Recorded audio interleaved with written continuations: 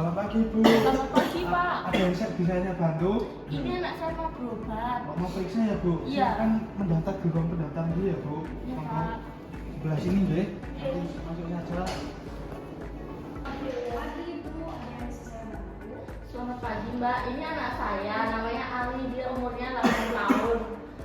Sudah 3 hari ini batuk, berdahak, demam tinggi, dan sesak napas, Mbak. Baik, Ibu, silakan biar dulu ya, Ibu. Baik, Mbak. Baik, Mbak.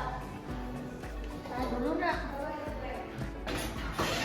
Bu Sari, silakan masuk ruang pemeriksaan ya, dokter akan memeriksa Ali. Baik, Mbak.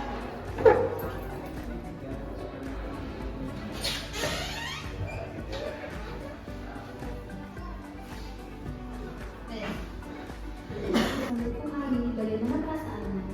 Ini susah tidur dok karena batuknya ini nggak enak ya. Bu, sejak kapan batuknya mulai? Sudah 3 hari yang lalu, Dok. Terus kayaknya makin parah deh. Dia juga namanya berkurang, tidak aktif, mainnya juga berkurang. Apakah ada kontak dengan temannya yang membatuk juga? Ada, Dok, dia pernah main dengan anak yang baru juga. Sedang malam kan. Baik, saya periksa terlebih dahulu ya, Bu. Iya dok.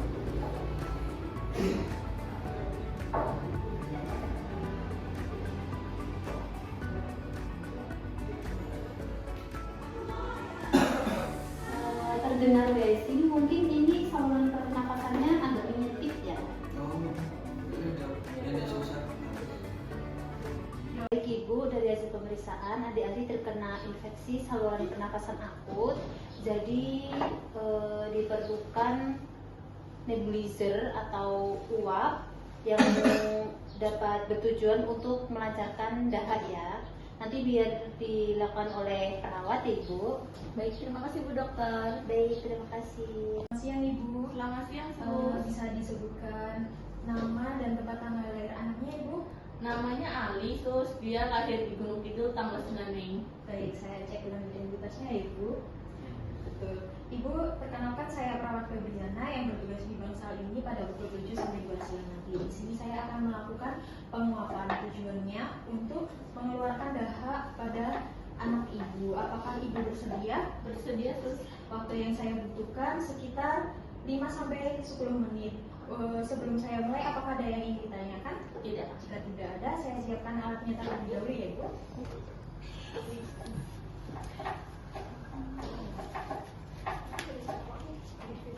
Adek, biar sesaknya lega. Sudah tidak. Ibu nanti ditunggu ya sampai ininya habis, bisa panggil perawat atau bisa dimatikan sendiri ya Ibu. Ya, terus. Ya, terus. Terima kasih.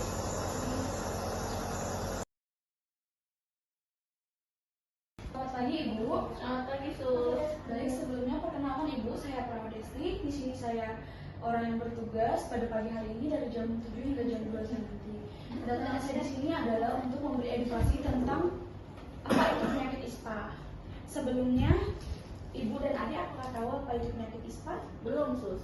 Baik, di sini saya akan langsung saja menjelaskan ya Ibu. Yang pertama yaitu karakteristik tentang ISPA. Nah, karakteristik tentang ISPA ini ada 3 ya Ibu. Yang pertama itu cepat menular, yang kedua banyak terjadi pada anak usia sekolah, yang ketiga bisa menimbulkan komplikasi bila tidak dicegah. Selanjutnya, apa sih itu ISPA? ISPA itu adalah infeksi saluran pernafasan akut. Adalah infeksi pada hidung, tenggorokan hingga paru-paru. Siapa sih biasanya yang rentan terkena penyakit ISPA itu?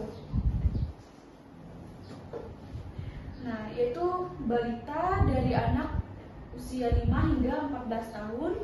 Selanjutnya orang dengan lingkungan padat atau polusi tinggi. Selanjutnya ada anak dengan kebiasaan buruk, misalnya terpapar asap rokok. Apakah adiknya sering Ibu terkena paparan rokok, asap rokok? Mungkin bapaknya iya suka merokok. Nah, penyebab ISPA ini ada 4 macam Ibu. Yang pertama yaitu virus dan bakteri. Yang kedua ada polusi udara dan asap rokok yang tadi saya bilang. Selanjutnya ada pembakaran sampah. Untuk yang terakhir yaitu ventilasi udara yang buruk ya Ibu. Nah, ventilasi udara yang buruk ini juga berpengaruh. Apakah ventilasi udara di rumah Ibu sirkulasinya baik Ibu? Kayaknya sih baik sih Mbak, banyak juga sirkulasinya ini ventilasinya. Oke. Kalau untuk pembakaran sampah Ibu biasanya membakar sampah di dekat rumah atau bagaimana? Iya, di dekat rumah. Itu bisa salah satu menjadi pemacunya ya Ibu ya. Selanjutnya cara untuk mencegah ISPA yaitu ada 5 cara Ibu.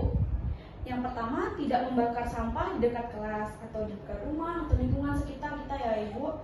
Selanjutnya, pakai masker bila sakit. Selanjutnya itu ada buka jendela agar udaranya bagus ya Ibu, berganti setiap saat gitu. Habis itu jauhi asap rokok. Misalnya suami Ibu atau siapapun yang merokok, tolong diingatkan untuk menjauh dari anak-anak, ibu hamil, dan usia-usia lansia yang rentan ya Ibu. Selanjutnya, konsumsi makanan bergizi agar imunnya kuat ya Ibu ya.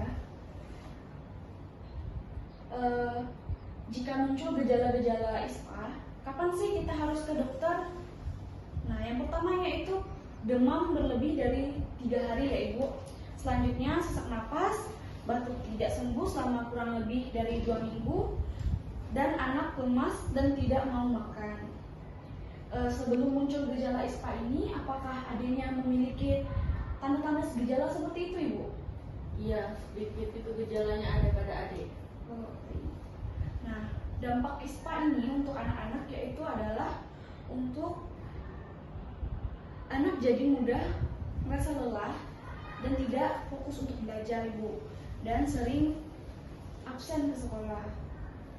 Selanjutnya, ISPA yang sering kambuh dapat mengganggu pertumbuhan dan nafsu makan adiknya.